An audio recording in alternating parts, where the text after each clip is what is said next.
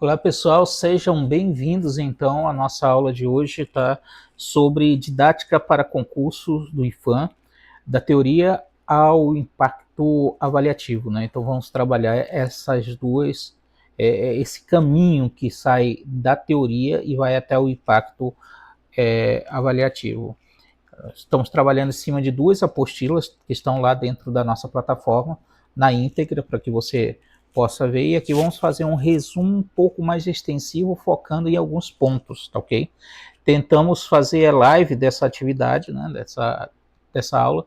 Não conseguimos nem na segunda, nem na terça, e hoje está travando bastante. Então eu vou fazer a gravação do material e vou subir ele para a plataforma, que é onde vocês estão assistindo agora nesse momento. Vou aproveitar e os outros elementos também a gente vai fazer assim, tá? E aí, com relação às dúvidas que possam aparecer aí e as sugestões de temas que vocês queiram que sejam abordados de forma prioritária, vocês mandam para mim, tá? Pelo WhatsApp mesmo, ou aqui em cima no fórum, na plataforma tem um fórum ali onde vocês podem colocar as dúvidas de vocês também, e ali a gente vai trabalhando as dúvidas de vocês, tá ok? Então vamos lá. Nossa, eu coloquei nesse primeiro slide aqui um caminho, né, para ser percorrido até chegarmos no nosso objetivo final, que é o impacto avaliativo. Então vamos dar uma analisada nesse caminho a partir de agora, tá ok? Nós vamos começar então analisando este mapa que está na tela. Olhem bem para esse caminho, né? Observe que ele começa bem fininho, aqui onde estão marcadas as teorias, e ele vai se abrindo até chegar no nosso objetivo final. Eu trouxe esse slide propositalmente para mostrar que a didática para o IFAM não é decorar o conceito solto. Algumas coisas a gente vai ter sim que decorar por conta do tempo que a gente está estudando, mas além de decorar os conceitos e os pontos, a gente precisa ter entendido a dinâmica do processo. Tá? A banca Cefet Minas não quer que você decore apenas o que é avaliação, por exemplo, avaliação somativa ou avaliação formativa. Ela quer saber se você entende o fluxo da avaliação somativa e da avaliação formativa. O objetivo dessas duas avaliações, qual é a posição dessas avaliações dentro do fluxo, para que elas servem. Tudo começa então aonde? Na teoria. O nosso ponto de partida que está ali na esquerda. A teoria alimenta as teorias pedagógicas, ou seja, se você acredita numa educação tradicional ou numa educação crítica, isso vai mudar tudo dentro do teu processo. E aqui está o segredo do concurso. Essa teoria precisa descer para a aplicação, certo? Então você tem as teorias escritas, que nós vamos estudá-las, que vão nos levar às teorias pedagógicas.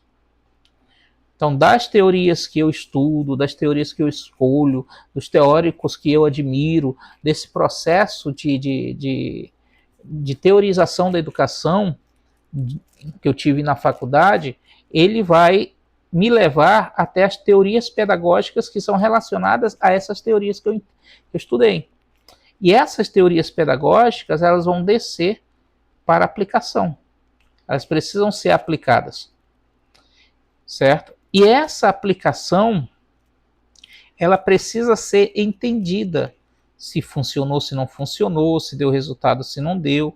E a isso nós chamamos de avaliação. Só que a avaliação não é o final do processo. Observe que ela ainda está do meio para o final, certo? Então, o que é o final? A avaliação ela precisa me levar a entender qual foi o impacto avaliativo. E o que é o impacto avaliativo? O impacto avaliativo é o resultado real do processo de aprendizagem todo na vida do estudante. Então, essas teorias que eu descobri, que eu estudei, que eu li, que me levaram a conhecer teorias pedagógicas ou a usar uma determinada teoria pedagógica, que ela foi aplicada dentro da minha sala de aula, que eu avaliei, ela resultou positivamente no processo de ensino e aprendizagem ou negativamente. Quem vai me dizer isso é a avaliação. Quem vai me dizer se houve impacto avaliativo é a avaliação, certo? Então, hoje a gente vai fazer essa análise partindo desde as teorias até chegar ao nosso objetivo final, que é o impacto avaliativo. Agora, atenção, para todos que estão aí fazendo o concurso Cefet, né? A banca tem uma característica muito forte, que é cobrar a unidade entre teoria e prática. Então, sempre nos enunciados, nas alternativas, a Cefet vai estar querendo descobrir se você entende como a teoria pode ser usada na prática. Então, isso aqui é muito importante, tá? Eles adoram autores como Libânio para didática, né? Lucchesi ou Jussara para avaliações. São autores que a banca para esse tipo de avaliação de prova, né, de concurso, eles gostam muito de incluir. O pulo do gato aqui é entender que para essa banca a avaliação nunca é neutra. Nunca é só por fazer a avaliação. Se a questão fala em medir conhecimento ou classificar aluno, que seria uma proposta de avaliação neutra, né? Medir conhecimento, classificar aluno, desconfiem, porque provavelmente essa questão ela está tentando te induzir ao erro. Para o IFAM, dentro do Cefet Minas, a avaliação deve ser sempre diagnóstica e processual. Sempre precisa ser diagnóstica e processual, tá? Diagnóstica para descobrir qual conhecimento prévio o aluno tem, e processual para medir qual foi o resultado do processo. Se o processo que você definiu no seu planejamento e aplicou dentro da sala de aula, se ele resultou ou não. Então, a avaliação serve para essas duas coisas.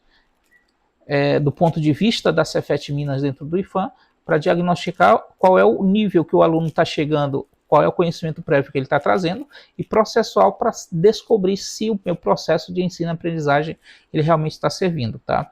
Servindo, então, para orientar o trabalho do professor, que é o tal impacto avaliativo, que a gente colocou lá no slide, né? Para descobrir se o trabalho do professor ele está funcionando ou não, ok? E antes da gente continuar, eu gostaria que vocês deixassem no comentário desse vídeo, ou no fórum, ou me mandem pelo WhatsApp, qual é a parte desse processo que vocês têm mais dificuldade. Tá falando aqui de teorias, né, de tendências pedagógicas, de aplicação dentro da sala de aula, de avaliação, de impacto avaliativo. Quando essas coisas caem em algum simulado que você faz, ou em algum concurso anterior, ou como você sente esse assunto, qual é a tua maior dificuldade, qual é o teu ponto de maior dificuldade, para a gente levar em consideração para o próximo material que a gente vai gravar, tá ok? Beleza? Vamos passar então para o nosso próximo slide, que é a prática docente como ciclo intencional. Então, seguinte, prestem muita atenção, né, na palavra intencional, que está aqui em cima, tá? Ou seja, a prática docente, do ponto de vista da Cefet, dentro do concurso da IFAM, sempre vai ser uma prática intencional. Você não vai chegar na sala de aula e passar um assunto só por passar. Tem que ter uma intenção, tem que ter um objetivo. No teu planejamento, você precisa sair do zero, que é o início do teu trabalho, e chegar no final da aula com o teu objetivo, tá bom? Então, presta atenção bastante nessa questão intencional. A Cefet abomina o amadorismo ou o fazer por fazer. Para o concurso, nada na sala de aula é aleatório.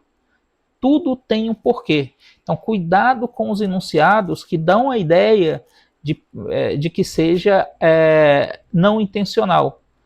Todo o processo de ensino-aprendizagem, toda a prática docente, ela é intencional. Agora, observem o ciclo que desenhei para vocês nesse slide. Ele tem 4 paradas obrigatórias que se retroalimentam, ok? Começando no topo, aqui onde a gente tem a teoria, os fundamentos, as concepções.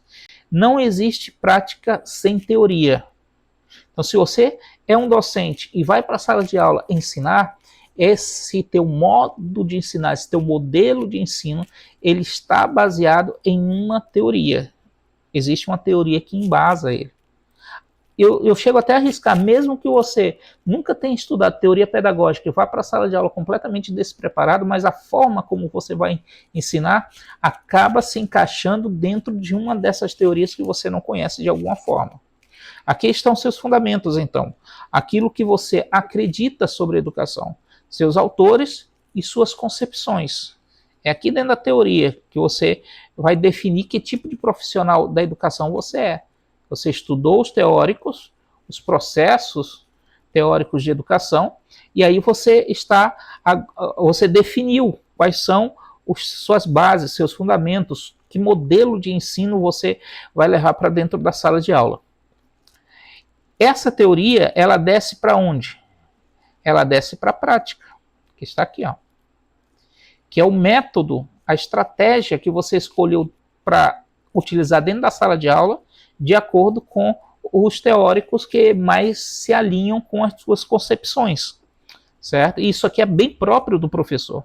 É aqui que a mágica acontece na sala de aula. Os métodos, as estratégias, as aulas, a forma como você vai trabalhar. Depois da aula, da prática, vem então o quê? Vem a avaliação. Porque você precisa saber se essa teoria que você estudou e quis aplicar, e a aplicação dela dentro da sala de aula, você precisa saber se elas deram resultado. E é na avaliação que você vai coletar a evidência desses resultados, que está longe de ser só a nota fria. A nota é um indicativo, mas aí você vai atrás das evidências, se está surtindo ou não efeito. Esse feedback, ou seja, essa resposta que o aluno vai te entregar dentro das avaliações. E por último, essa avaliação deve gerar uma reflexão, que é a análise, o refinamento da teoria, né? Você vai analisar todo o processo e os resultados que você coletou de evidências e vai definir se você vai seguir atuando no mesmo sentido, com os mesmos fundamentos e conceitos aplicados da mesma forma. Talvez, a partir da reflexão, você decida que a teoria está boa, o problema está sendo a prática, então você vai mudar a metodologia de aplicação. Talvez você pense que algumas das teorias que você tentou aplicar, a partir da avaliação que você teve, dessa reflexão que você fez, você encontre o fato de que essa teoria não foi muito exitosa dentro da tua sala de aula. Então você precisa removê-la ou substituí-la. Então esse é o ciclo intencional da prática docente. E aí um enunciado que venha com a necessidade de você identificar o ciclo intencional da prática docente. Você precisa ter, então, esses 4 elementos gravados. E para isso, o nosso macete é você decorar a palavrinha TEPAR. TEPAR. TEPAR. T-P-A-R. T de teoria, P de prática, A de avaliação e R de reflexão. TEPAR. Na prática docente intencional tem TEPAR. Na prática docente intencional tem TEPAR. Teoria, prática, avaliação e reflexão. E aqui está uma dica minha para você, que já foi dada em outras lives, tá? Que é o seguinte: a teoria, ou melhor, essa sequência aqui, que começa no topo e passa por todos esses processos, a banca Cefet Minas costuma colocar, às vezes, uma casquinha de banana no enunciado. Te pergunta qual é o ciclo intencional e te coloca os 4 elementos, teoria, prática, avaliação e reflexão, mas te coloca fora de ordem. Coloca primeiro prática, sei lá, depois reflexão, depois teoria e, por último, coloca avaliação. E aí você corre o risco de entender que não é essa opção porque está fora da ordem que você decorou. Só que o pulo do gato aqui é você entender o seguinte, ó. Se no enunciado você foi levado a identificar o ciclo intencional da prática docente, mas nas alternativas você tem os 4 elementos fora de ordem, você marca essa alternativa como certa, mesmo estando fora de ordem.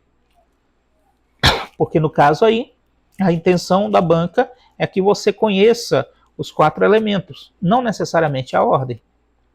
Mas, se você tiver na frente de uma questão que tenha duas alternativas que apareçam os 4 elementos, nas 2 alternativas aparecem os 4 elementos, uma aparece eles assim, bagunçados, e na outra aparece eles assim, em ordem, número 1, número 2, na sequência certinho, número 3 e número 4, a pergunta não se anula. Não está errada a pergunta. Porque nesse caso a banca quer saber se você sabe a ordem. Então, se você identificou que tem 2 ou mais alternativas que estão com os 4 elementos, procure a alternativa que tem a ordem correta. Então, cuidado com essas 2 possibilidades, tá? Ou a banca coloca uma alternativa só com os 4 elementos bagunçados, e essa é a resposta certa, mesmo eles estando bagunçados, ou ela te coloca mais de uma alternativa com as 4 respostas corretas, o TPA, teoria, prática, avaliação e reflexão, mas uma delas vai estar na ordem certinha, e é esse da ordem certa que você tem que marcar, ok? Então cuidado aí com essa casca de banana. Vamos para nosso próximo slide, então.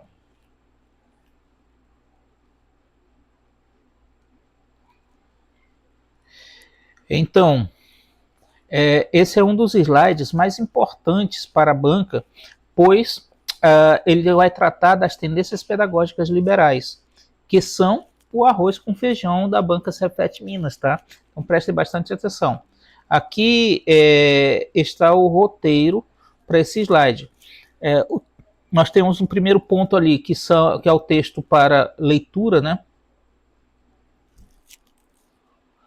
Nós temos ali, bem em cima, o seguinte texto. Deixa eu só... pronto. Aqui, né? Opa. O ensino é concentrado no professor, que transmite o conhecimento de aidocentrismo, né? Aprender fazendo através da experiência e da resolução de problemas. Os polos fundamentais do professor ao aluno. Então respirem fundo, que agora esse slide é questão certa na prova. Nós vamos falar do grande confronto da educação, a pedagogia tradicional versus a pedagogia renovada, ou também conhecida como a nova escola. Vamos olhar para o lado esquerdo do slide primeiro, na pedagogia tradicional. A cena ali ela é clássica, pessoal. O professor lá na frente, olha só, o professor aqui na frente, né? Os alunos todos sentados em filas, em colunas, olhando sempre para o professor em destaque. Nesse caso está bem tradicional, que está até um púlpito ali, né? Antigamente realmente era um púlpito que tinha na sala de aula. Hoje foi substituído pela mesa do professor. Na pedagogia tradicional, a cena é exatamente essa, ok? Aqui o aluno é visto como uma tábua rasa, em alguns casos até como uma folha em branco. O foco é a transmissão de conteúdo e a memorização. Para vocês não esquecerem jamais, então usem esse macetezinho que a gente está colocando aqui, ó. O TRAD. Quando a gente pensar em pedagogia tradicional, a gente pensa no TRAD. O que o TRAD nos traz? Transmissão, professor como transmissor do conhecimento, reprodução, o aluno como reprodutor desse conhecimento transmitido, autoridade do professor, no sentido de disciplinar, mas também no sentido de autoridade no assunto, tá? A disciplina, o aluno comportado, sentadinho, olhando para frente, levantando a mão para falar, né? E a imitação, onde muitas vezes os exercícios e as técnicas de aprendizagem elas são baseadas em repetições, onde o aluno vai copiar da lousa igual o professor escreveu, ele vai tentar refazer o exercício que o professor já fez. Então, é o processo de imitação. Tá? O papel do professor, então, é de transmissor do saber, do aluno de receptor passivo, ou uma tábua rasa, né? E a metodologia são geralmente aulas expositivas, memorização e repetição.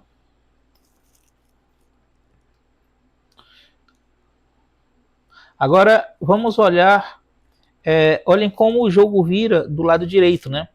Na pedagogia renovada, aqui surge outros elementos, ó. Lembrando, pedagogia renovada, no teu enunciado pode vir pedagogia renovada ou pode vir nova escola. É a mesma coisa, tá? Então, veio pedagogia renovada ou nova escola, você vai pensar no quê? No macetezinho aqui, ó, nova. Pedagogia renovada ou nova escola, nova. O N é de não diretividade, ou seja, o professor na escola nova, ele não dirige o aluno, ele acompanha o aluno. O O é de orientação individualizada, tá? Ou seja, o professor precisa percorrer o espaço da sala, que não vai estar formatado como nesse caso aqui. Geralmente vai ter outros formatos diferenciados de organização do espaço da sala de aula, e o professor precisa percorrer esses espaços orientando individualmente os alunos que estão no processo de aprendizagem, acompanhando e orientando. E orientação individualizada, porque se entende que cada aluno ele é um indivíduo e aprende de uma forma diferente. Só nesse contexto seria possível que o professor pudesse lidar com os alunos individualmente, onde ele circula pelo ambiente e vai passando as orientações um por um. Jair, mas isso não é sala de 45, 50 alunos, não vai dar certo. Isso é um tema que a gente pode discutir depois, tá? Me chama no privado, a gente pode discutir no pessoal. Mas lembrando que aqui a nossa ideia é acertar a questão. E para mim acertar a questão, eu preciso entender que para a pedagogia renovada e para a escola nova, nesse conceito, né, que pode ser chamado de renovada ou nova, a ideia deles é que a orientação ela é individualizada. E você que se vire nos 30 aí. Valorização da experiência de quem? Da experiência do aluno. E o aluno como centro de todo o processo. Ele é o centro, não é o professor. O foco é o aluno. Então, esses macetes, eles estão em todas as nossas apostilas, tá? Isso aqui é um slide que eu preparei em cima de 2 apostilas que tem lá na área da disciplina de didática. Então, estou tirando as informações dali, tem muito mais informações lá, que eu fiz um resumão para vocês. Então, esses mnemônicos, né, esses macetezinhos, é para você decorar mais fácil esses elementos que a gente não pode esquecer na hora de fazer a nossa prova, de responder as nossas questões. Então, gravem bem a diferença entre esses 2 elementos, né? Pedagogia tradicional, suas características, TRAD, transmissão, reprodução, autoridade, disciplina e imitação. E pedagogia renovada, que também pode ser chamada de escola nova, que tem o nova como macete. Não diretividade, orientação individualizada, valorização da experiência do aluno e o aluno como centro do processo. Dúvidas? Deixem aí. Vai mandando suas dúvidas e eu vou respondendo. Abordagem sistêmica. Vamos falar então de abordagem sistêmica, tá? A escola como se fosse uma linha de produção, olha só.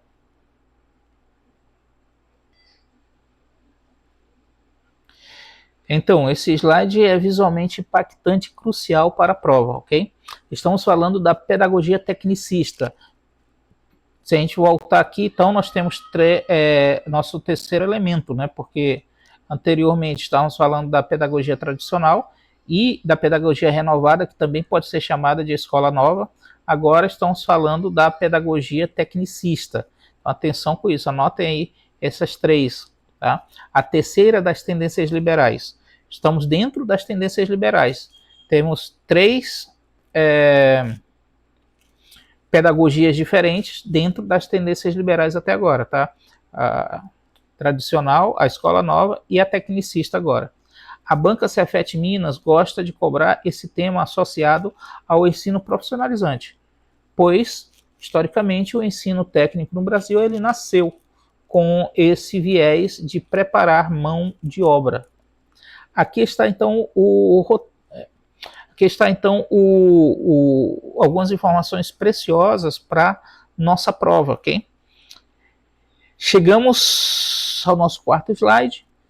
Eu quero que vocês olhem para essa esteira. O título diz a escola como linha de produção. O que vem à mente de vocês nesse momento, quando a gente fala ou mostra uma ilustração onde a escola aparece ali como se fosse uma linha de produção? Estamos falando da pedagogia, o quê? Tecnicista. Observem que a figura do professor e do aluno mudou completamente aqui. Certo? No tecnicismo, influenciado pelo regime militar e pela industrialização, a escola vira, então, uma fábrica.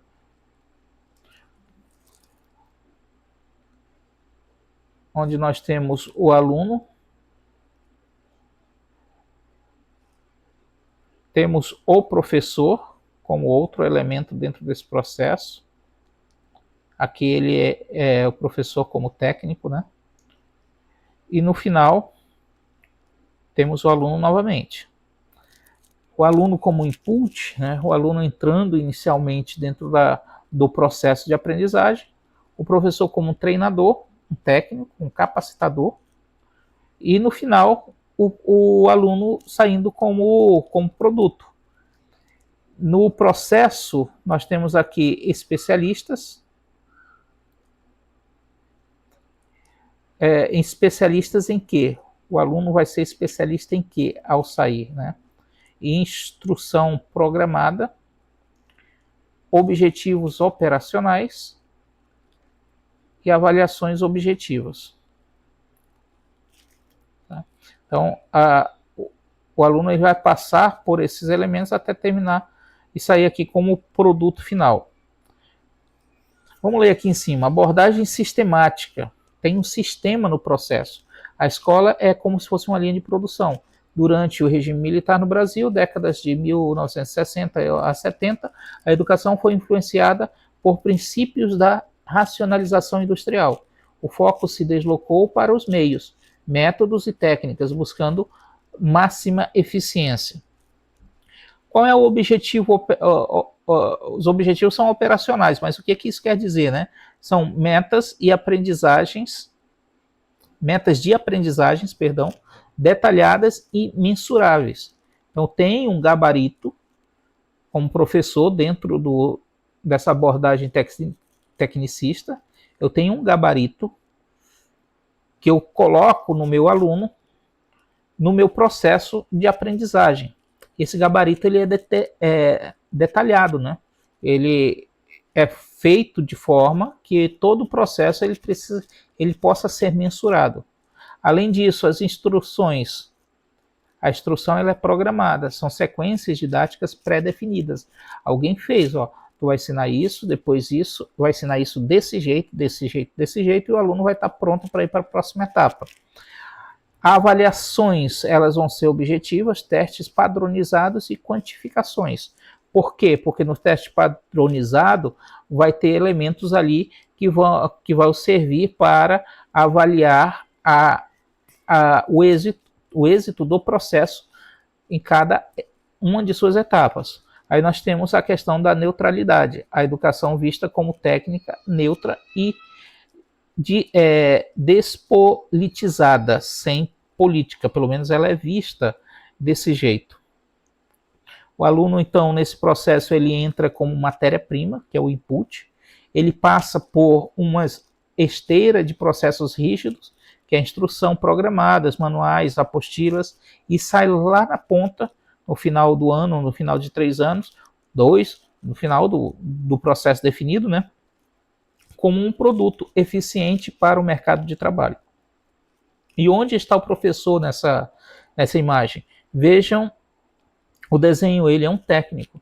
Ele não cria, ele não reflete. O professor, ele não cria nada, ele não reflete nada, em nada, né? Ele apenas gira a manivela. Ele faz algo que ele foi também programado para fazer. Ele executa o que os especialistas lá do gabinete planejaram. O foco aqui sai de quem ensina e de quem aprende e vai para como se ensina. É a obsessão pelos meios, pela técnica, pela eficiência e pelos manuais instrucionais. Se funcionou, o sistema é eficiente. Se falhou, o aluno, o produto é descartado ou reprocessado. E aí observem essa comparação, né? Porque aqui na pedagogia tradicional o foco era quem? Era o professor, não o aluno.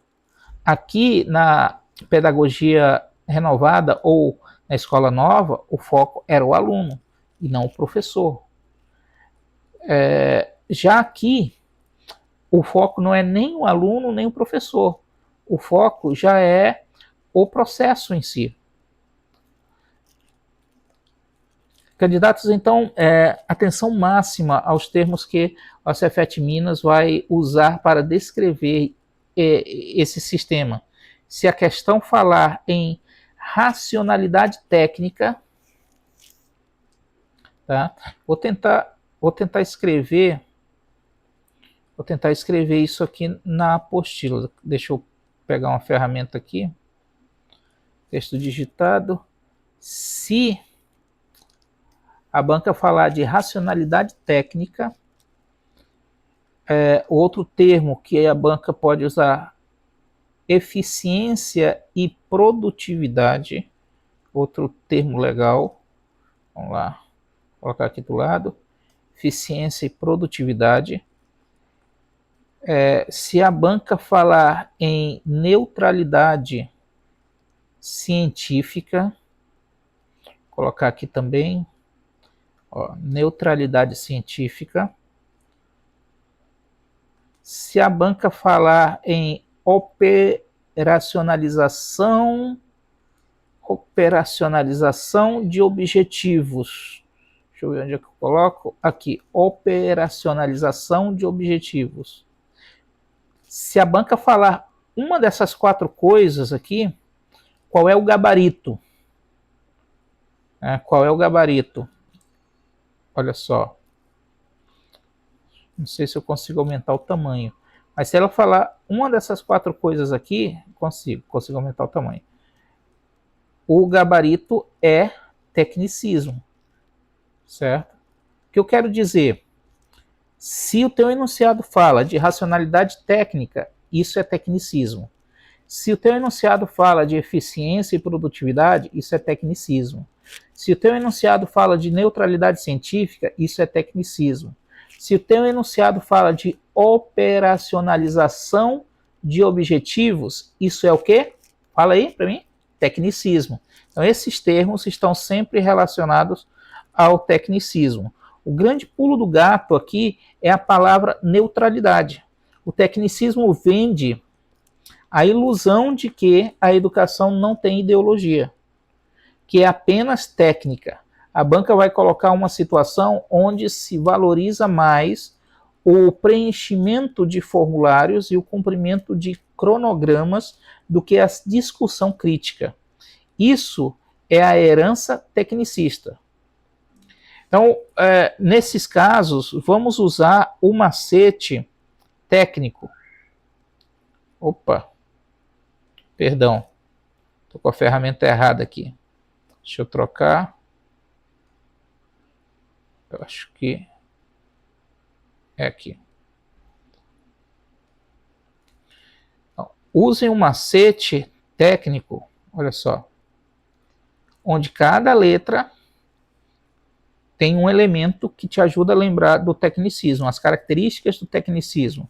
Técnico, T de tecnologia, E de ênfase nos meios, C de comportamento observável, N de neutralidade, I de instrução programada, C de controle e O de operação.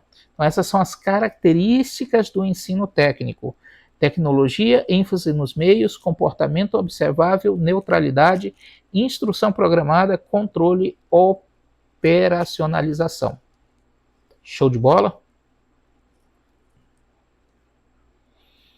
Vamos trazer isso um pouco para dentro da nossa realidade, né? Para vocês verem se pegaram o ensino, o espírito da coisa. Muitos de nós já estudamos ou trabalhamos em escolas que usaram ou usam aquele sistema de ensino super rígido, onde a aula é cronometrada e o professor não pode mudar uma vírgula da apostila. Aí vocês vão colocar para mim aí nos comentários se vocês já passaram por uma sala de aula desse tipo, né? Respondam sim ou não. Na opinião de vocês, essa visão de escola como uma fábrica, visão tecnicista, ainda existe hoje no Brasil ou é coisa do passado? Se você disser sim, você acha que existe. Se você disser não, você acha que isso é coisa do passado, tá bom? Então respondam aí nos comentários do vídeo ou lá dentro do chat, tá bom? Quero ver a resposta de vocês. Vamos então para o nosso próximo slide.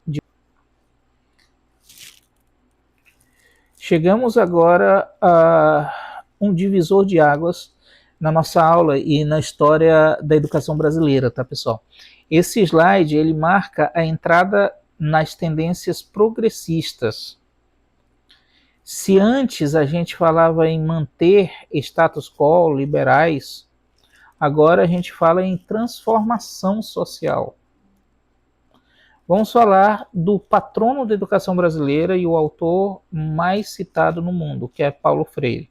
Aqui está o roteiro para as nossas questões do IFAM na área de tendência pedagógica, se a banca trouxer para a tua prova algo na área de tendências progressistas, ok? Bem, vamos lá. Muita atenção agora. Saímos das tendências liberais. Vale até a pena a gente voltar rapidamente aqui no slide e entender o seguinte, ó, nas tendências liberais estamos destacando então a pedagogia tradicional, a pedagogia renovada e o tecnicismo, tá? Estamos fazendo destaque dessas três pedagogias nas tendências liberais. E aí agora vamos entrar na pedagogia libertadora, né? Vamos sair de onde estávamos e vamos entrar em um outro universo, tá? Saindo das tendências liberais, entramos na virada crítica. O nome da vez é pedagogia libertadora. Beleza. Então vamos lá. Olhando para a imagem da esquerda, né, Paulo Freire chamou isso de educação bancária. Veja o desenho. O professor deposita o conteúdo na cabeça do aluno, como se fosse dinheiro no banco. E o aluno apenas arquiva, sem crítica, sem vida, sem questionamento. Paulo Freire, para Freire, né, isso é democracia. Como é que se diz? Democracia não. Isso é domesticar o aluno. Eu me atrevo até a dizer adestrar, né? Tem esse termo que se usa também para os animais, adestrar os alunos. Agora, olhem para a direita, a proposta da educação problematizadora. Aqui, ninguém educa ninguém. A educação acontece no diálogo. Também se usa a expressão dialogicidade, né? O professor e o aluno aprendem juntos, mediados pelo mundo, pela realidade. O conteúdo não vem de cima para baixo, ele nasce nos temas geradores, ou seja, ele sai da realidade do aluno, da vida do ribeirinho, do trabalhador urbano, para gerar consciência política. O objetivo aqui não é formar um técnico eficiente, como vimos no slide anterior do tecnicismo, mas sim um sujeito crítico e emancipador, capaz de ler o mundo para transformá-lo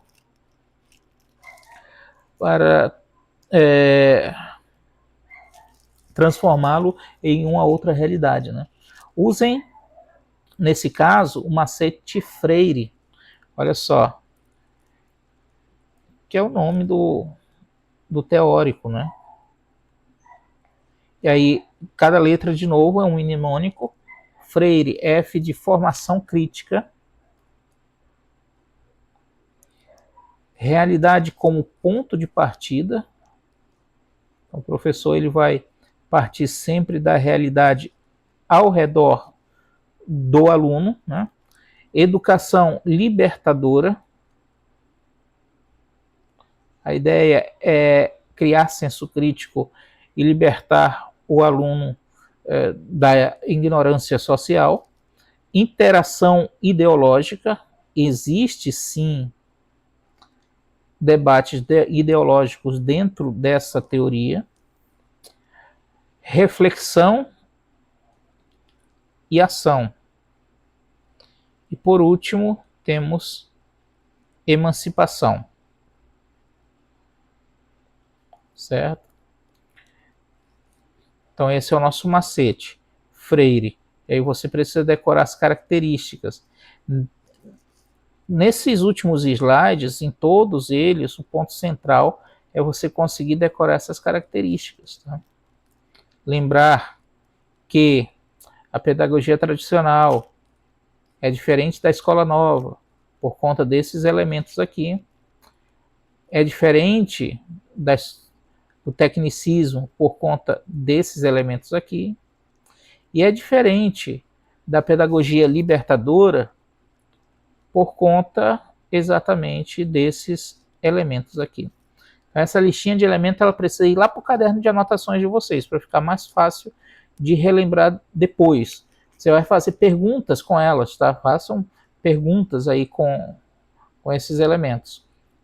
Beleza? Então, vamos lá para o nosso próximo slide. Estamos no slide 6. Chegamos agora a um dos slides mais poderosos e técnicos da aula, tá? Se Paulo Freire é o coração da pedagogia crítica, Dermeval Saviani é o cérebro estrutural. E é sobre ele, tá? A pedagogia histórico-crítica. Então, deixa eu marcar aqui, ó. Vamos falar sobre a pedagogia histórico-crítica. De quem? Saviani. É importantíssimo a gente conseguir fazer essas ligações, tá? Quem é o patrono da pedagogia histórico-crítica? Saviani. Quem é o patrono da pedagogia libertadora? Paulo Freire. Então, esses dois nomes, guardem aí, tá? Superar as limitações das pedagogias tradicional e renovada defendendo a socialização do saber sistematizado como instrumento de luta e emancipação para as classes populares. A escola é um espaço de luta contra hegemônica. Olha só. E aí o método dialético ele tem 5 passos, ok?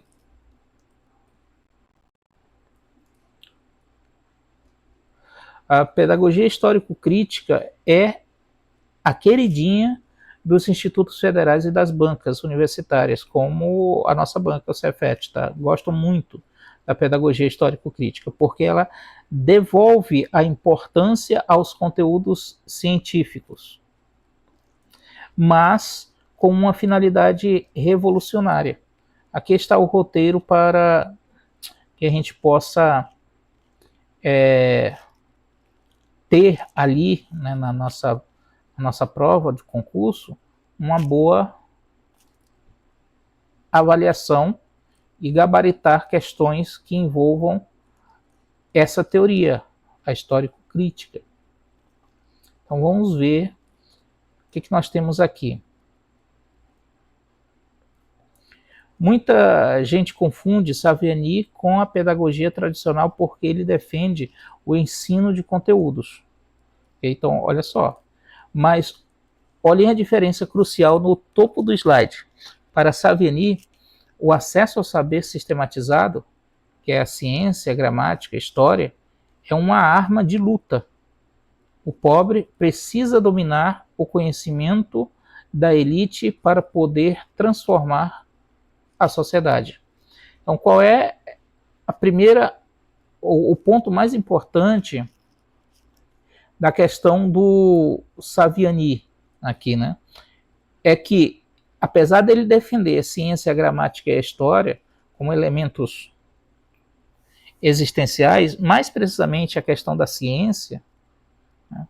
Defender o uso científico que envolve um método e poderia te levar a pensar nele como um autor alinhado com a pedagogia tradicional, tem ali no rigor do método também uma de suas características fortes, mas o principal ponto é que Saviani ele defende o uso da ciência, da gramática e da história, mas como uma arma nas lutas sociais. Tá? Então, dentro da pedagogia histórico-crítica, existe esse viés do lutar para libertar o estudante, né, levando ele para uma visão crítica, para que ele possa olhar de forma crítica para a história, usando as ferramentas da ciência e da gramática. O método dele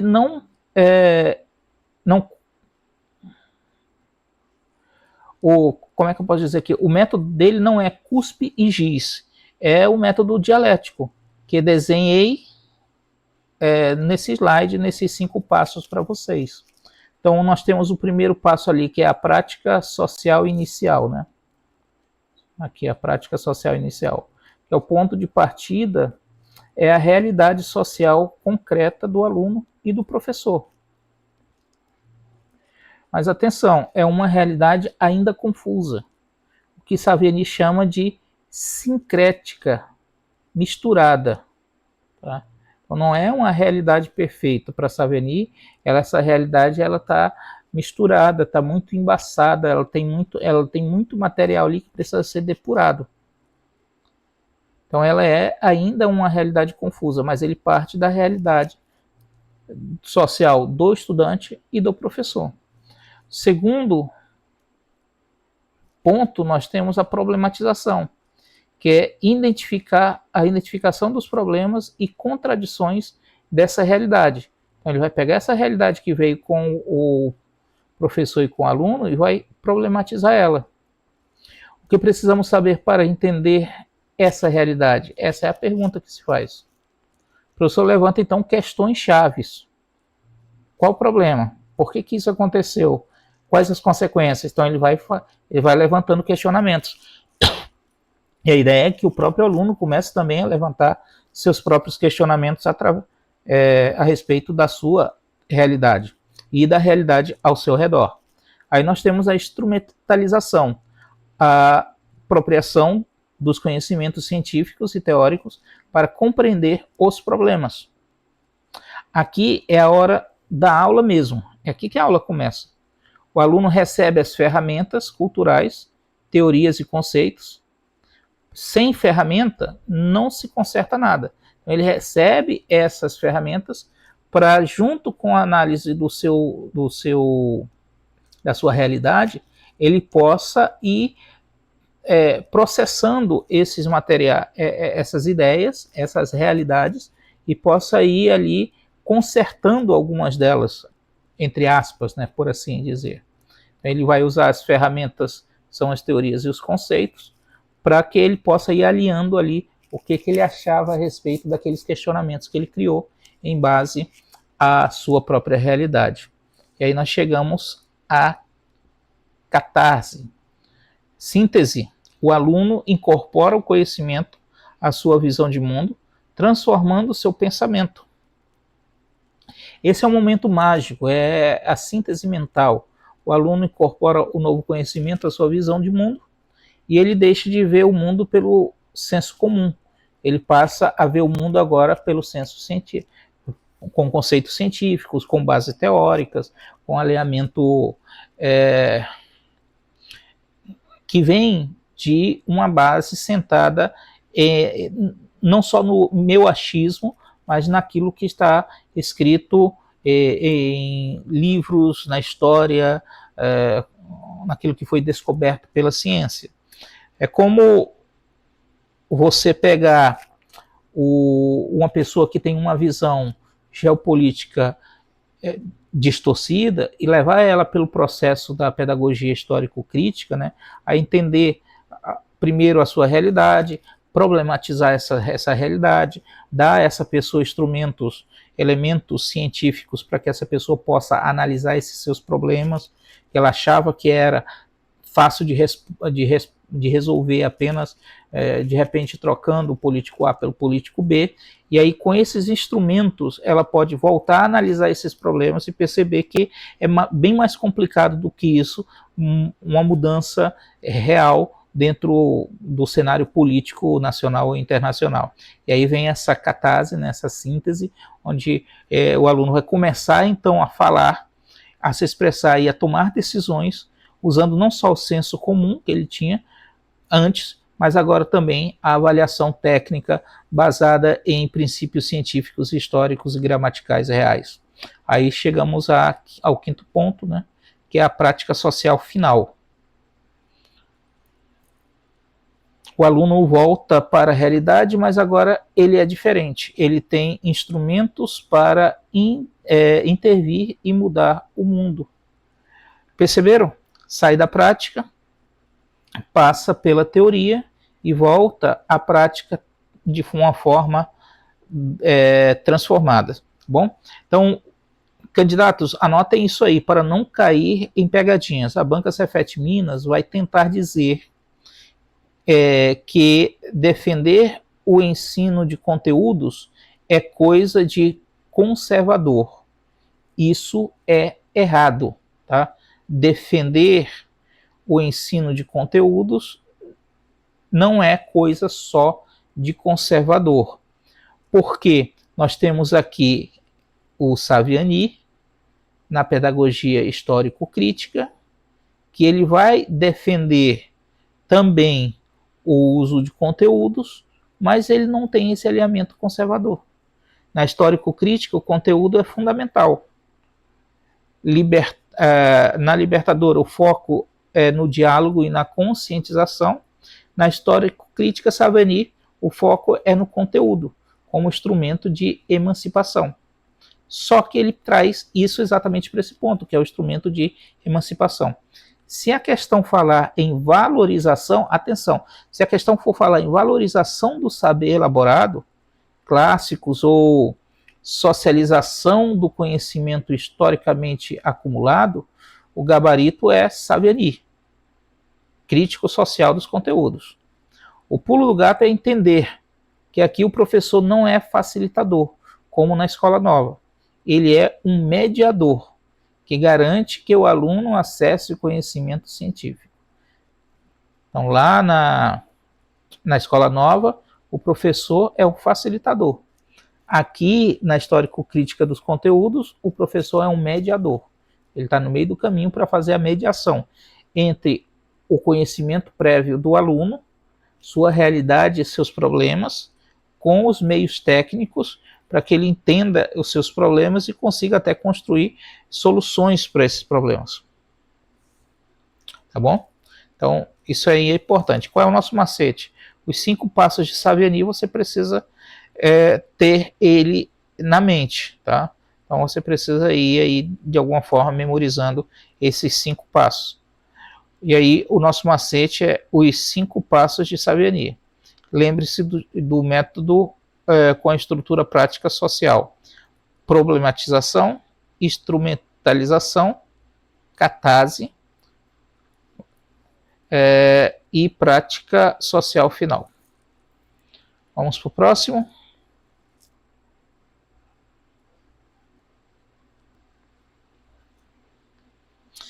Bem, vamos lá, seguindo aqui. Mais um ponto aqui da nossa base teórica, né? Precisamos entender o motor que faz tudo isso girar. A psicologia da aprendizagem. A banca vai colocar esses 2 gigantes lado a lado e você não pode confundir, tá? Do lado esquerdo nós temos Jean Piaget.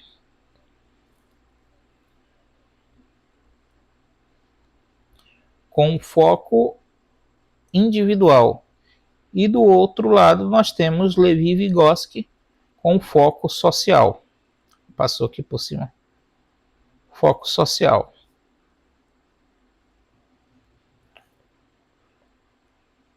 Para Piaget, o aprendizado ele depende do amadurecimento biológico. A criança passa por estágios universais, como se fossem degraus de uma escada, tá bom? E ela aprende interagindo com objetos para buscar equilíbrio mental, assimilação e acomodação. A regra de ouro dele é: o desenvolvimento vem antes da aprendizagem. Então, primeiro a criança se desenvolve, depois ela aprende. A criança ela precisa estar pronta biologicamente, ou seja, se desenvolver, para poder aprender. Já do lado direito, nós temos Levi-Vygotsky. Aqui a visão muda totalmente. O ser humano é um ser social. Ninguém aprende sozinho. Aprendemos mediados pelo outro, pela linguagem, pela cultura. Para Vygotsky, a regra inverte. A aprendizagem puxa o desenvolvimento. É o contato com o professor e colegas que faz a criança evoluir. E aqui entra o conceito mais famoso dele, que é o ZDP, né? Zona de Desenvolvimento Proximal. É aquela distância entre o que o aluno já sabe fazer sozinho e o que ele consegue fazer com a sua ajuda como professor. Então, olha só, aqui do lado de Jean Piaget, a ideia central é o conhecimento, né, o construído, a interação do sujeito com o objeto. Temos processos chaves, assimilação e acomodação. Desenvolvimento ocorre em estágios universais, sensório-motor, pré-operatório, etc. E as relações. O desenvolvimento precede sempre a aprendizagem. Já do lado de Vygotsky, temos aqui no nosso slide a ideia central dele, que a aprendizagem é fundamentalmente social e cultural, ocorrendo na interação com o outro. E o conceito-chave dele vai ser essa zona de desenvolvimento proximal que você precisa ter ela na mente aí, tá? Zona de desenvolvimento proximal, ZDP, que é o espaço que existe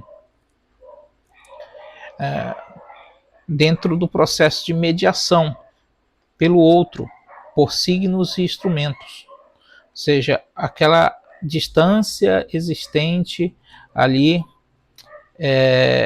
entre o que o aluno já sabe fazer sozinho e o que ele consegue fazer com a sua ajuda. Então, essa distância que existe, isso aqui ele consegue fazer sozinho.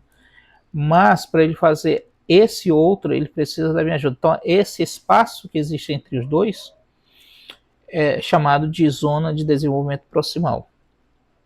Tem o desenvolvimento, varia conforme a cultura, e a relação que, para Vygotsky, a aprendizagem ela impulsiona o desenvolvimento. Nosso macete para cá, para avaliação, o que você precisa marcar aí no seu caderno, né? Piaget, indivíduo, foco na construção individual.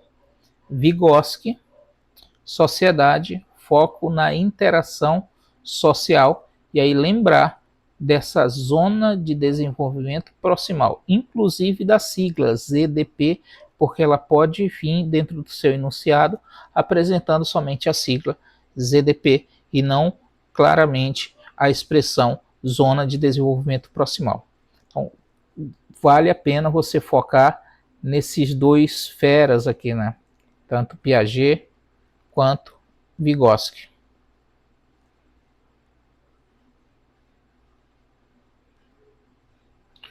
Vamos falar então de avaliação agora, processo avaliativo. A avaliação ela é, pessoal, um dos temas mais cobrados por todas as bancas e não seria diferente na nossa, né?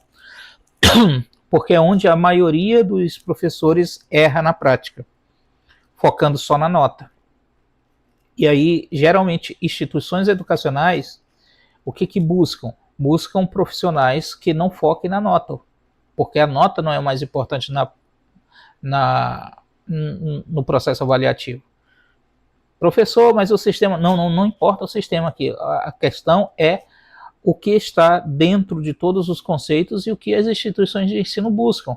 Buscam profissionais que não foquem na nota como o elemento final. A nota ela é um instrumento que vai nos levar ao nosso objetivo, mas ela não é o elemento final.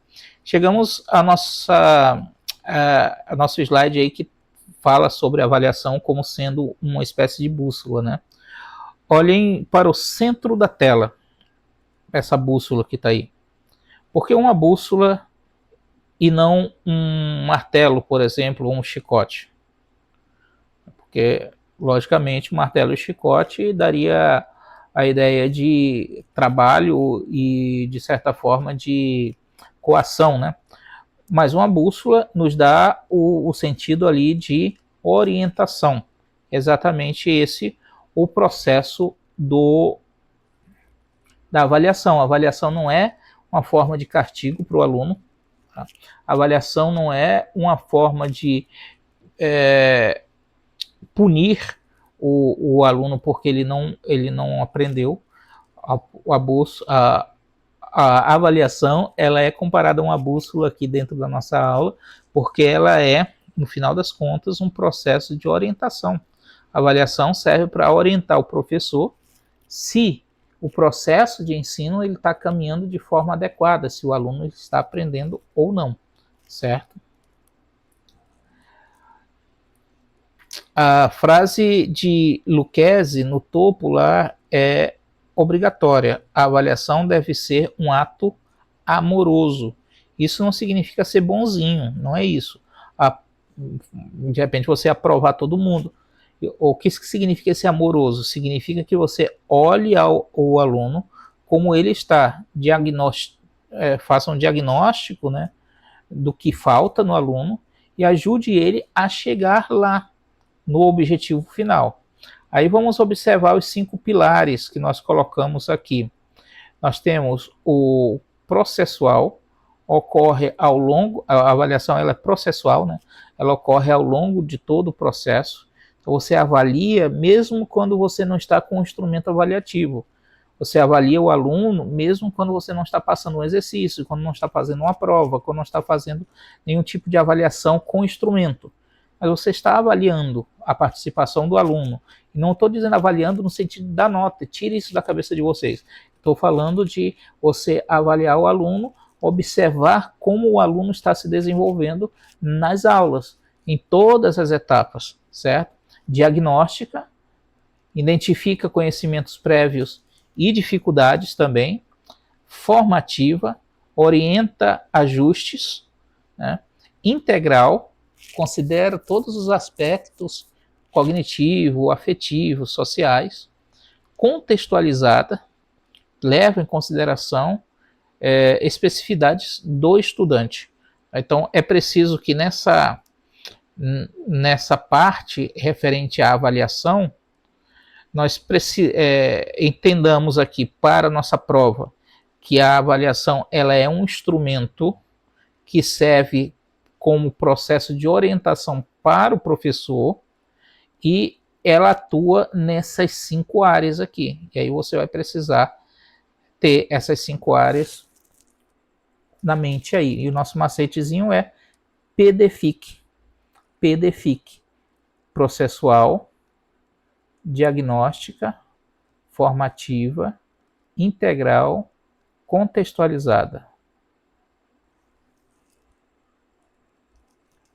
Certo? Então, esses elementos eles precisam estar frescos aí na nossa mente. De novo, as bancas geralmente vão cobrar o seu raciocínio dentro das questões de avaliação para tentar entender se você é um profissional que foca na nota ou se você foca no processo. E a avaliação ela é um instrumento que foca no processo, não foca na nota.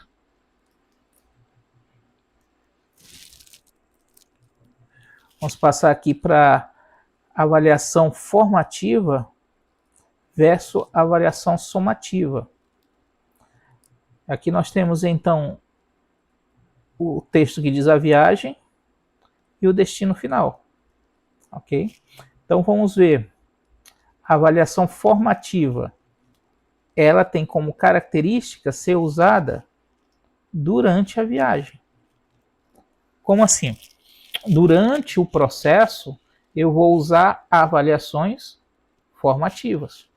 Elas são regulares, elas servem para orientar e melhorar o processo que está em curso. Errei aqui, né? O processo que está em curso. Então, eu estou no meio da aula, estou no processo das aulas, eu estou ensinando o conteúdo, estou fazendo a atividade e vou aplicando avaliações formativas. Elas vão vir de tempos em tempos dentro do processo e a ideia dessas avaliações, é me ajudar a entender como é que estão ocorrendo, o que está ocorrendo durante, para que eu possa ir melhorando o processo. Então, o propósito é formar, regular, orientar e melhorar o processo de curso. Então, eu vou fazendo avaliação com o aluno, vou vendo se ele está melhorando, se ele está entendendo, se do jeito que eu estou explicando está bom, se não está, certo? Quando é que elas ocorrem? Durante todo o processo educativo. Durante o ano todo, não é só no final do bimestre, sei lá, a partir do primeiro dia de aula, você consegue fazer uma avaliação formativa. Se bem que no primeiro dia você vai aplicar, geralmente, uma avaliação diagnóstica, para ver o que o aluno está trazendo. Mas a partir daí, todas as avaliações que você for fazer, precisa ter esse caráter formativo. O aluno ir aprendendo com as avaliações também e você ir melhorando o processo de ensino. Qual é o foco? O processo de aprendizagem. Identificar dificuldades para fazer intervenção. Quais são as consequências? Você tem uma resposta, que são esses feedbacks, né? E você faz o replanejamento durante o curso. Você ajusta, você fez o planejamento lá no início, mas aí você precisa ajustar, fazer replanejamentos. Tem um macete aqui embaixo para você dar uma olhadinha nele, né? E aí a gente vai para a avaliação somativa. A avaliação somativa, ela vai atuar onde? No destino final do aluno. Ela vai verificar o que foi aprendido, vai classificar e certificar a competência. Então, a avaliação somativa, eu vou fazer ela quando? No final do bimestre, final de cada bimestre, ou nas datas marcadas ali para as avaliações no calendário da escola. Então, aquele calendário da escola que te pede que faça 2 avaliações por bimestre, por exemplo, ele está falando de avaliações somativas. São 2 avaliações que vai te ajudar no final a classificar se o aluno chegou no destino dele ou não. Se ele vai avançar ou se ele vai permanecer. O propósito aqui é certificar. Verificar o que foi aprendido. Classificar e certificar competências. Quando, ao final de um período, esse período pode ser um bimestre, pode ser um trimestre, pode ser um ciclo, pode ser o ano, tá? Pode ser alguns meses, dependendo do tipo de ensino que você está trabalhando, né? O foco, o produto final de aprendizagem, a consequência, aprovação ou reprovação e a certificação ou não, certo? Então, o truque aqui é você ter em mente que a avaliação somativa, ela pode ter nota ou não, e ela vai acontecer durante todo o processo. E a avaliação somativa, ela vai ter nota, vai ter um instrumento de avaliação, e ela vai ser feita de tempos em tempos.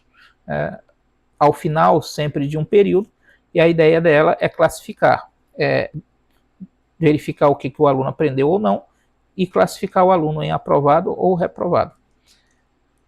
Não são excludentes. Olha essa anotação aqui, é importante. Não são excludentes. As duas são complementares. O que quer dizer isso? Ou seja, se eu faço a avaliação formativa, ela não exclui a necessidade de uma avaliação somativa no final. Se eu faço a avaliação somativa, ela não exclui a necessidade de fazer as avaliações formativas durante o processo. Uma prática avaliativa eficaz integra as duas de forma equilibrada.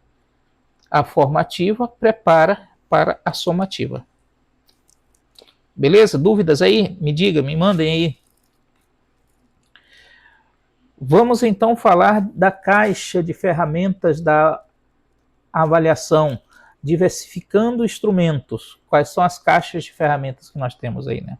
A escolha do instrumento deve ser coerente com o objetivo.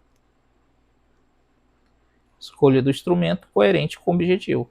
A diversificação é essencial para uma avaliação justa, abrangente e que contemple as múltiplas inteligências.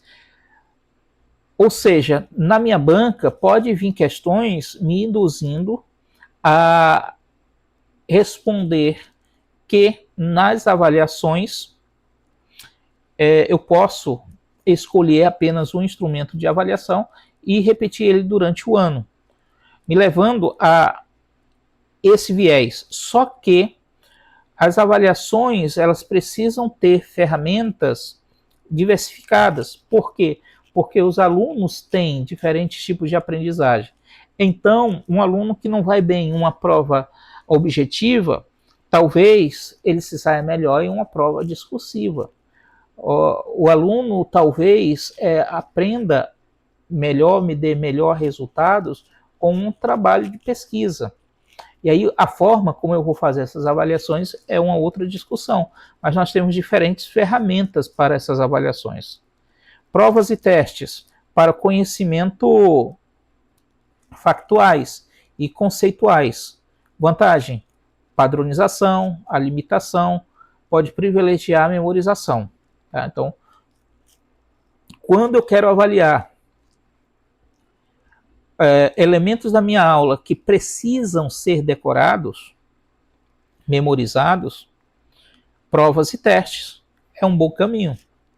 Certo? Na minha área de geografia, capitais, estados, cidades, países, né, continentes, provas e testes é um bom caminho. Trabalhos e projetos para pesquisa, análise crítica e autonomia.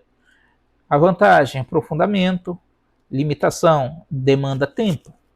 Então, se eu quero avaliar se o meu aluno está aprendendo a aprender, por exemplo, se ele aprendeu a aprender sozinho, eu posso passar um trabalho de pesquisa para ele. Claro que eu vou ter o limite do tempo, porque eu vou ter que dar um tempo para ele pesquisar, né? Avaliação oral. Para argumentação e organização dos pensamentos. Vantagem, verifica a compreensão imediata. Limitação, pode causar ansiedade. Então, a avaliação oral, ela pode inclusive ser feita dentro da sala de aula em um contexto que não seja avaliativo, para evitar exatamente esse problema da ansiedade. Mas é um instrumento que eu posso utilizar. Então, terminei de fazer a exposição, fazer a aula, eu promovo uma roda de discussão, ou divido eles em grupo e coloco eles para debater e depois eles apresentam rapidamente o resultado do debate de forma oral, ou chamo um por um na minha mesa e faço uma pergunta de sondagem para que eu possa entender se houve ou não algum tipo de aprendizado ali. Existem várias formas de fazer, mas é também uma opção. Produções criativas. Para criatividade, se eu quero avaliar a criatividade, né? Aplicação e questões práticas. Então, nós vamos ter aí a vantagem do engajamento e a limitação, critérios complexos que possam surgir. Por exemplo, se você pede para que o aluno faça um podcast, e aí, de repente, você não ensina, ou o aluno não tem a competência técnica para a produção do material, ou não tem o equipamento para isso. Então, tem algumas limitações nesse sentido de criatividade.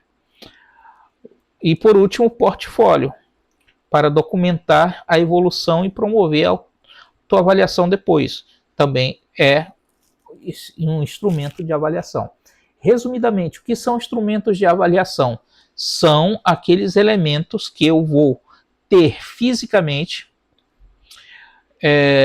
ou não, mas eu vou ter ali como sendo o objeto que eu vou avaliar. Então, se eu peço uma redação, está lá a redação escrita na folha de papel, eu vou ter esse instrumento para minha avaliação. Se é uma prova, ela está respondida, eu vou ter esse instrumento como minha avaliação. Então, é a atividade que vai ser avaliada. Essas são as ferramentas, tá? E aí você tem dentro da área de avaliação inúmeras ferramentas que você pode utilizar. De novo, precisamos pelo menos ter esses 5 elementos aqui na nossa mente para a nossa prova. Tá? Lembre-se, então, professor, teste outras alternativas para progredir.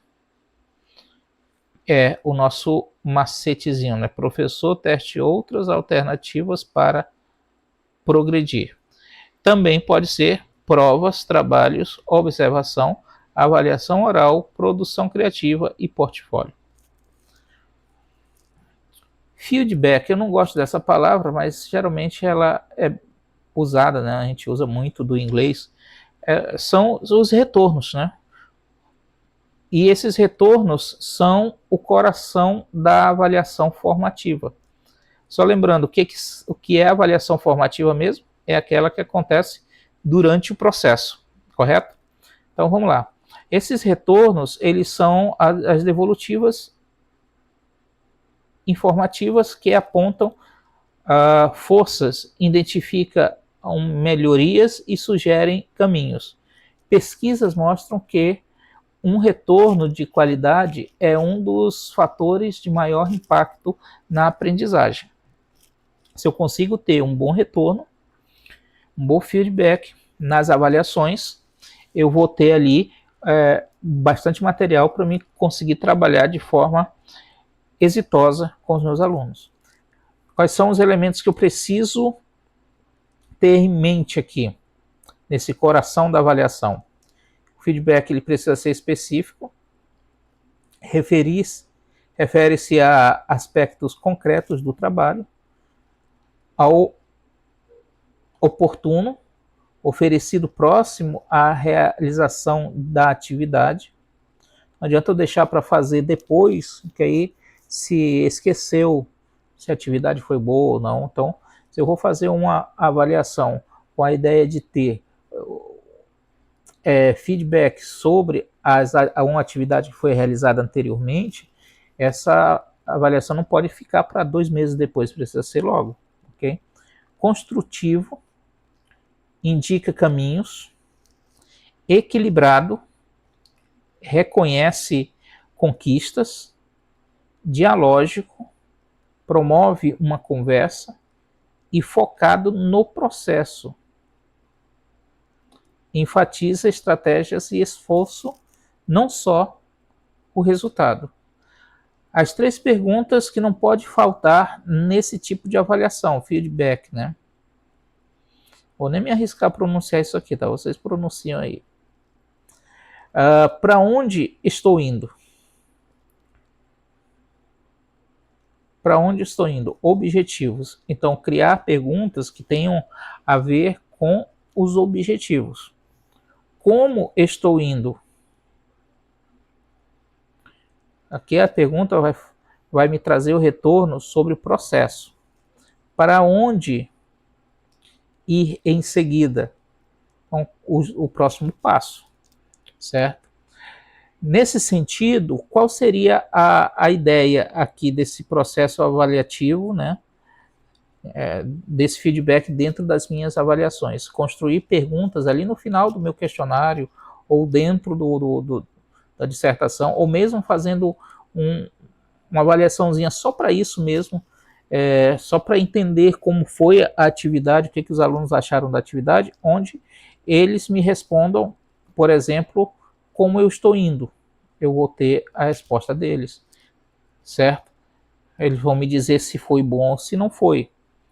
Ter a resposta de outra pessoa que não sou eu mesmo. Mas eu posso também aplicar essas 3 perguntas a mim mesmo, para onde eu mesmo estou indo.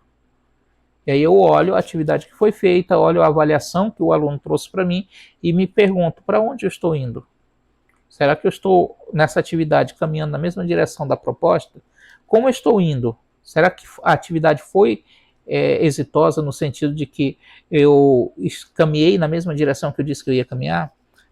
Para onde eu vou em seguida? O que eu vou fazer depois? Eu preciso voltar na atividade e refazer alguma parte dela porque o resultado não foi bom com a turma? Ou eu posso passar para o próximo conteúdo e, de repente, dar um jeito de revisar apenas com 2 ou 3 alunos que me parece que não entenderam muito bem. Então, esse feedback que eu vou ter, eu posso ter tanto da parte dos alunos como da minha própria parte, avaliando as atividades. Tá? Então, qual é o coração da avaliação? São os feedbacks, são esses retornos que você vai ter. Vamos construir, então, autonomia agora. Estamos chegando já quase no final da nossa live de transmissão, que não foi live, né, porque teve que ser gravada, mas enfim, do nosso estudo de hoje, né? Critérios claros e olhar crítico. Parte 1, nós temos a base, critérios e rúbricas. Nas avaliações, eu preciso ter critérios e criar rúbricas para que a avaliação ela seja bem feita. Por que critérios claros?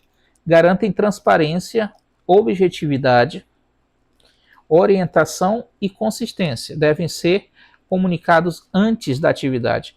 Então, na hora que eu faço a atividade avaliativa, eu preciso ter bem claro quais são os critérios que eu vou avaliar. Eu preciso explicar esses critérios para os alunos. Por exemplo, se eu faço uma avaliação dissertativa, onde eu vou estar avaliando a ortografia deles, mas também vou estar avaliando a construção textual e a informação do conceito relacionado à pergunta que está sendo feita. Então eu preciso explicar isso para eles. Olha, eu vou avaliar 3 coisas em cada uma dessas perguntas. Vai ser assim, assim, assado. E o que são rúbricas? São ferramentas que combinam critérios com níveis de desempenho e descritores específicos. Tornam as expectativas, né, explícitas e facilitam o feedback detalhado. Então, vamos explicar o seguinte das rúbricas. Eu decido antes de entregar a prova para o aluno, quando eu estou fazendo a prova, que vai valer cada questão. Também decido como que eu vou avaliar cada uma dessas questões. Então, se eu passo uma questão para o aluno dissertativa e ele me responde, e aí eu faço a avaliação dele aleatoriamente, eu corro um risco também de que o próximo aluno eu use outro critério, até porque são 45, 50 alunos que você vai corrigir a avaliação, talvez você não corrija no mesmo dia. Quando você coloca no papel, numa agendinha ou no rascunho, se o aluno respondeu certo, mas teve erros de ortografia, ele vai ganhar tanto. Ou eu vou descontar tantos pontos, ele vai perder tantos pontos. Ou quando a discursiva dele, os argumentos foram pobres, ele vai ter tanto. Quando os argumentos foram razoáveis, ele vai ter tanto. Isso são rúbricas. Eu estou decidindo previamente como que eu vou fazer essa correção. Isso me ajuda a ter o mesmo critério para todos os alunos, mas também me ajuda a ter consciência de quais são os elementos que eu estou avaliando durante todo o processo. E aí depois, quando eu olho para essa prova corrigida, eu consigo identificar para o aluno, para dar o feedback para ele dentro da sala, qual foi a dificuldade que ele teve. Olha, a tua dificuldade não foi a ortografia, a tua dificuldade foi a argumentação. Aqui a tua argumentação foi pobre por conta disso, disso. Tá? Beleza, parte 2. Nós temos aqui a parte 1, então, parte 2. A prática. Protagonismo do estudante. Nós temos no processo avaliativo a possibilidade da autoavaliação. O estudante analisa criticamente seu próprio desempenho com base nos critérios. Desenvolve metacognições e responsabilidades. E a avaliação entre pares. Os estudantes avaliam os trabalhos dos colegas oferecendo feedback construtivo, promove múltiplas e internalização. Promove múltiplas e internalização dos critérios. Eu acho que deveria ser promove e multiplica. A frase acabou não ficando bem construída, né? Mas acaba fomentando ali, né, a fixação do conteúdo e a internalização desse conteúdo, porque os alunos que vão fazer a correção do outro colega acabam revisando os seus próprios conceitos, suas próprias respostas, porque eles vão olhando dos colegas e não respondi desse jeito, mas eu acho que deveria ser e tal. E aí, com a orientação do professor, se complementa essa resposta, né? Então, nós temos a avaliação entre pares, com a mediação do professor e a autoavaliação também. Transformar a avaliação de um processo externo e impositivo para um processo interno, reflexivo e de desenvolvimento da autonomia. Essa é a tarefa do profissional da educação, que é o que as instituições de ensino, principalmente as federais, exigem. Um profissional que seja capaz de avaliar, de se autoavaliar e de transformar a avaliação em um processo de aprendizagem também. A matriz do educador intencional, conectando as teorias. Olha só, então nesse slide aqui, você tem essa matriz. Eu vou até printar isso e mandar para vocês no privado também, tá? Do WhatsApp de quem está fazendo o cursinho conosco, ó. Teorias pedagógicas, temos tradicional, escola nova, tecnicista, libertadora, histórico-crítica e construtivista. Aí nós temos os focos, os instrumentos e o estilo de feedback, de resposta que cada uma dessas teorias tem. Certinho? Eu vou mandar esse quadro para vocês aqui. Estratégias para a prova, foco e palavras-chave.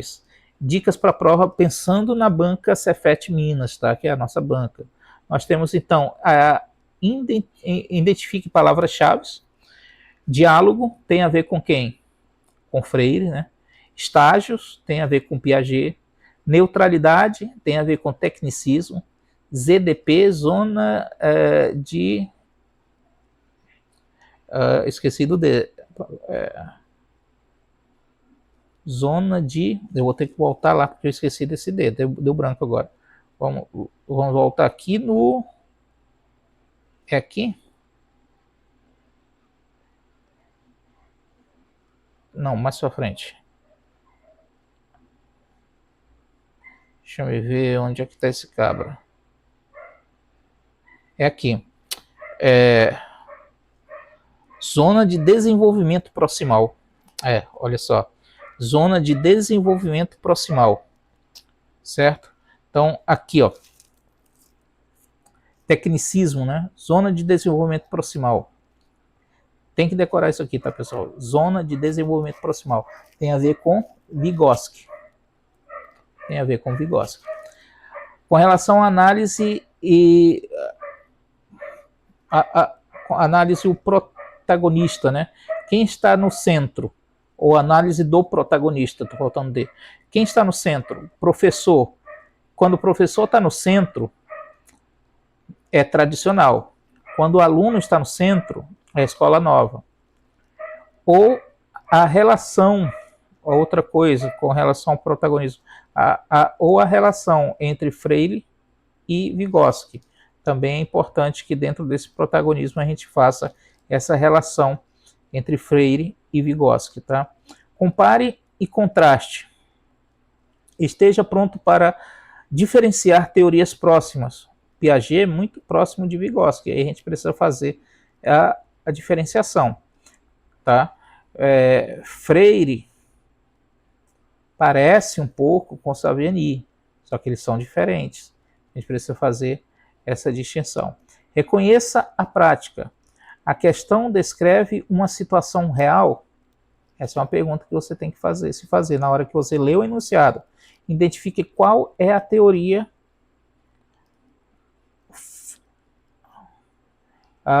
fundamental, tá? A questão, ela descreve uma situação real, sim ou não? Aí você identifica nessa resposta, você vai identificar qual é a teoria fundamental dela. Domine os autores brasileiros. Conheça quem é Paulo Freire, Denival Savigny, Anísio Teixeira. São recorrentes e são essenciais, então tem que dar uma olhadinha nele. Tá? Mnemônico geral para teorias. Teoria. Tradicional, transmissão, escola nova. Estudante no centro. Organização, nós temos o tecnicismo, ordem e eficiência. Realidade, Paulo Freire, Partido do Real, né? Interação, temos o construtivismo. E apropriação do saber, temos a histórico-crítica.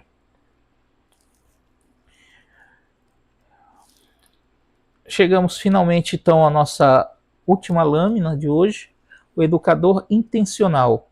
Dominar as teorias pedagógicas e as práticas avaliativas não é apenas um requisito para aprovação, é o fundamento para uma docência crítica, consciente e transformadora.